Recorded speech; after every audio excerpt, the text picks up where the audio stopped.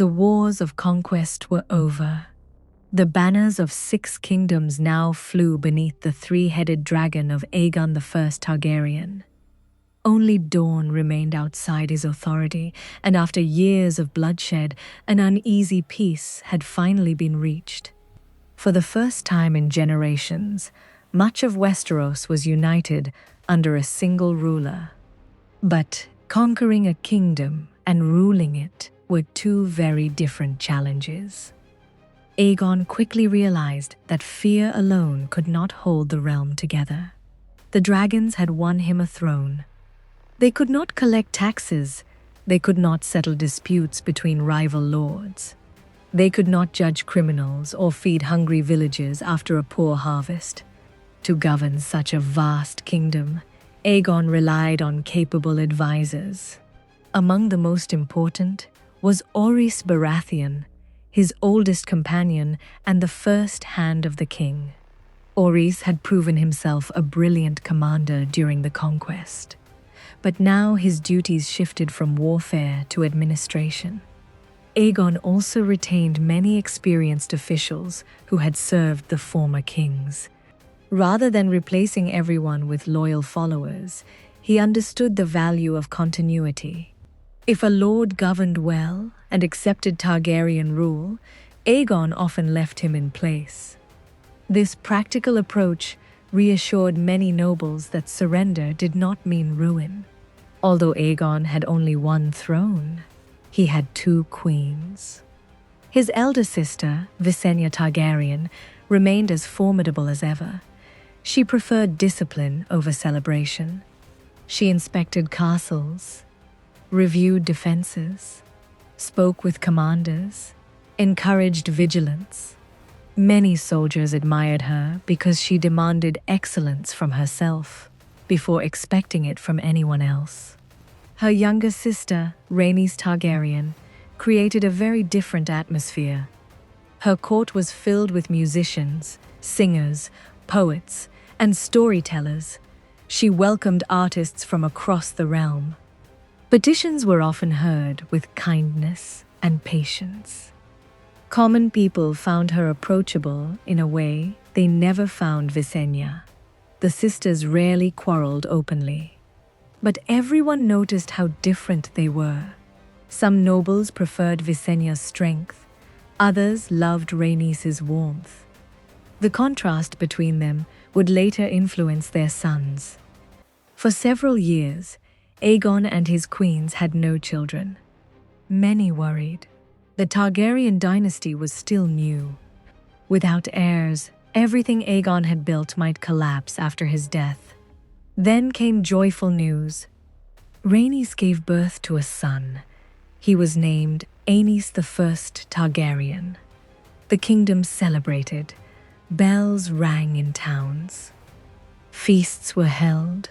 The succession appeared secure. Aenys was a cheerful child who laughed easily and charmed almost everyone he met. He enjoyed music and conversation more than martial training.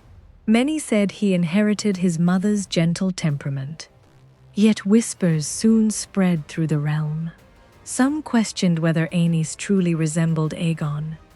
He was slender where Aegon had been broad, soft-spoken where Aegon had been commanding. Rumors, never proven, suggested he might resemble singers and handsome courtiers who had frequented Rhaenys' household.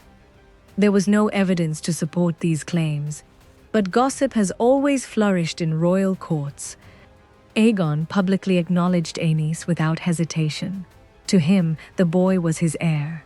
Years later, Visenya also bore a son. She named him Maegor I Targaryen. From infancy, Maegor seemed completely different from his older half-brother. He grew rapidly, strong, broad-shouldered, fearless. By the age of 3, he reportedly handled wooden swords with surprising confidence. By 8, he was training against grown knights. Visenya personally supervised much of his education. She insisted he master riding, combat, discipline, and the traditions of House Targaryen. When Maegor was old enough, she presented him with Blackfire, the Valyrian steel sword once wielded by Aegon himself. Many saw it as a symbolic declaration. Visenya believed strength made a king. Others quietly wondered whether she believed Maegor, not Aenys, was the son better suited to rule. Though peace had returned, unity remained fragile. The former kings had bent the knee, but old loyalties had not disappeared. The Lords of the Reach still remembered the Gardeners. The Stormlords still remembered the Durandons. The Ironborn resented losing their independence. In taverns and castles alike, people argued about the Targaryens. Some praised Aegon for ending generations of warfare. Others called him a foreign conqueror whose dragons had forced obedience. The greatest challenge came not from rebellious nobles, however. It came from religion. The Faith of the Seven had accepted Aegon as king, but acceptance did not mean complete approval. The Targaryens continued to follow the ancient Valyrian custom of sibling marriage.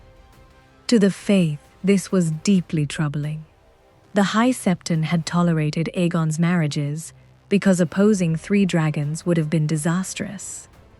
Yet many Septons and devout believers regarded the practice as sinful. As long as Aegon lived, few dared challenge him openly.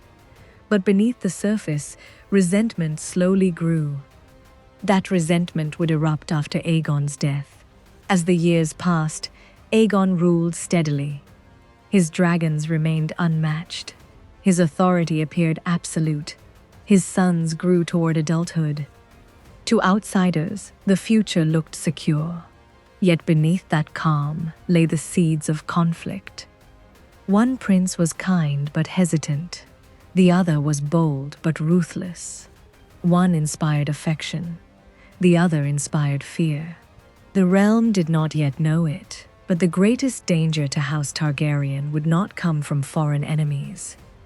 It would come from within the royal family itself.